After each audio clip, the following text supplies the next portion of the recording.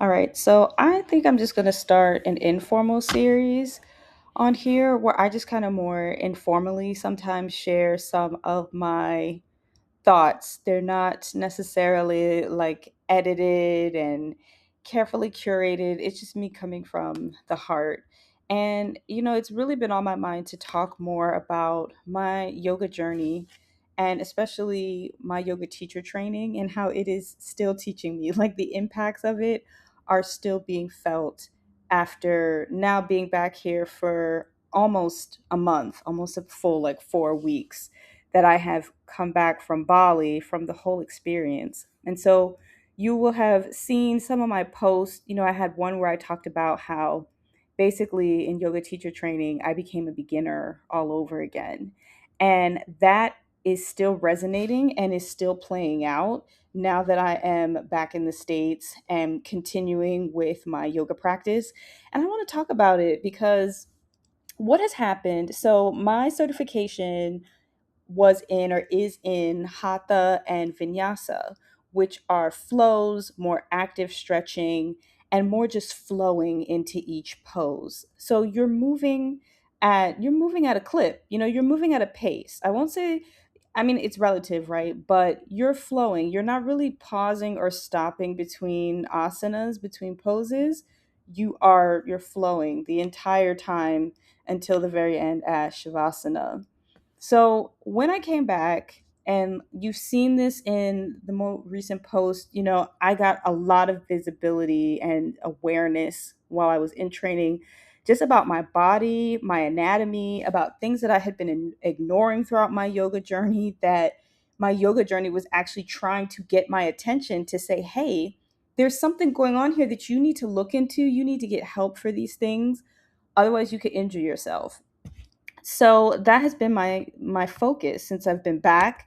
I have since started working with a chiropractor to just better understand my anatomy, to make sure that I am even just exercising at large, not just the physical aspect of yoga, but also weight training, running, cycling, all the other things that I do, understanding my anatomy and like what things I need to do to ensure that I don't injure myself or that I'm not exacerbating things that are already going on.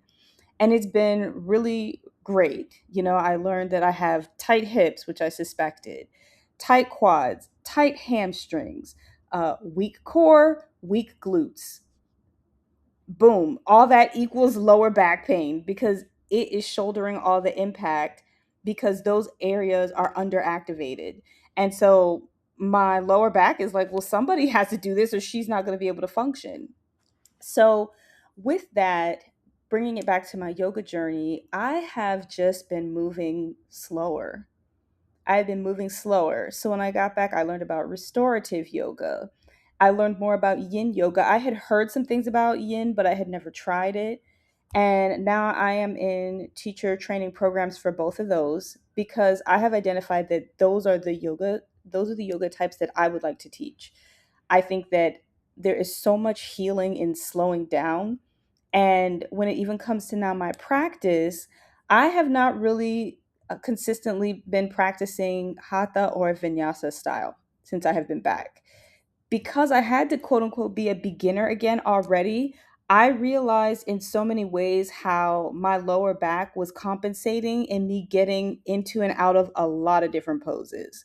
So I have been focused on slowing down my practice to just to ensure that my um what is the word that my I just had it and I lost it. My form. There it is. I've had to slow down my practice significantly to ensure that for me, my form is correct, that I am activating the muscles that I'm supposed to be activating. I should not be feeling any lower back pain. So it is really fascinating how you can practice for a very long time. You can exercise, you can weight train for a very long time, but if you don't understand your body, you don't sometimes even realize how other areas of your body are compensating for the areas of your body that are not functioning at their highest potential for a myriad of different reasons. So it has been really fascinating for me to dial it back and go back to moving slower and checking my form, not from a place of perfection this time, though, from a place of safety and saying, I honor my body. I want to take good care of it. And part of that is not rushing through things just because I want to do them. It's making sure that I'm doing them properly to take care of myself. It's not about even perfection anymore. It's about, is this harming me or not harming me? And so I think that I will be reflecting on this more, but I want to document these things. And sometimes they come in a flash, and there's just not enough time or space for me to write it out. So this may be a continuing series, but that is where I'm at now, is I am moving very slow, and I am re rediscovering so many of the different asanas as I go, because I have been getting in and out of them not the safest or the correct way for a long time. But also in this moving slower and understanding my body more, I am also understanding my limitations and that I should not push past them. I need to listen to myself. And I'm also understanding where I need modifications. Sometimes I just need a block. It doesn't matter, and it's not going to matter how far along I am in my journey. I may just always need a block. So there's a lot of acceptance that is also going on too, which is actually really liberating for me, because for so long I have just believed that I could kind of push through things and get them to work out for me. And in superficial performative ways they have.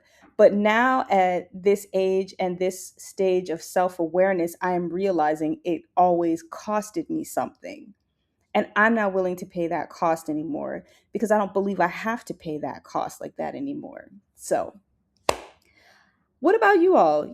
What is life showing you these days? Or if you are a yoga practitioner, what is yoga teaching you?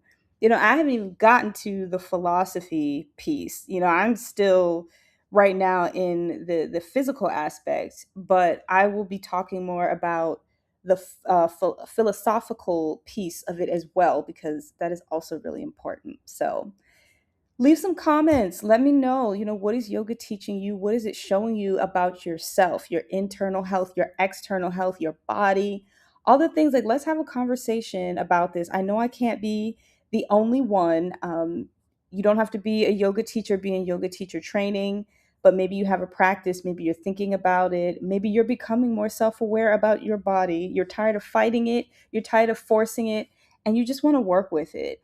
If that's the space that you're in, then continue to follow along, and continue to follow Fly and Flourishing, because that is the purpose of this. This is what it's all about: is self-acceptance, self-love, and operating from life from that space, and seeing the richness of your life that will unfold in front of you when you stop fighting life so much and you start to surrender to what's for you. You start to accept what is and move from that place, move from that space of love. So on that note, stay fly, stay flourishing, and let's have a conversation.